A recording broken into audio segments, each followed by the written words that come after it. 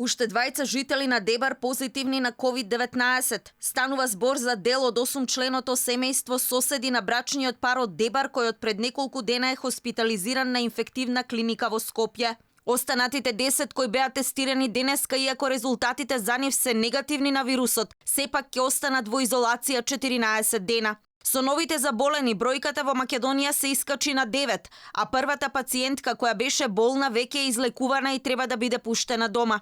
Владата на седница доцна попладнево донесе дополнителни мерки, меѓу кои санкции за непочитувачите на истите.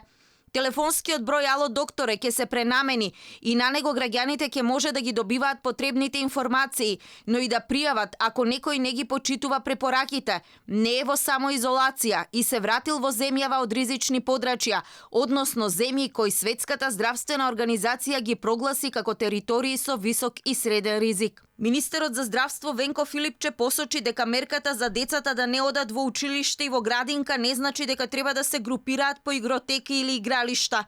Апелирав и во текот на вчерашниот ден да не се преполнуваат игротеките, па дури и надвор да нема големи групи на деца на мало растојание.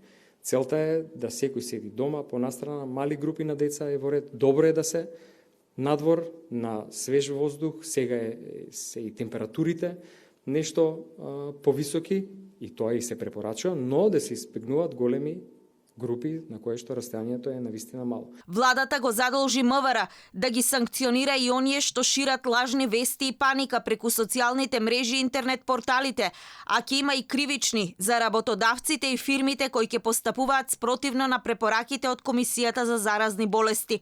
Во меѓувреме, Светската здравствена организација доцна попладнето прогласи пандемија на COVID-19, односно короната ја стави во групата зарази што брзо се шират на голем географски простор. Филипче посочи дека тоа не е неочекувано, бидејќи во многу земји многу се заразени од корона.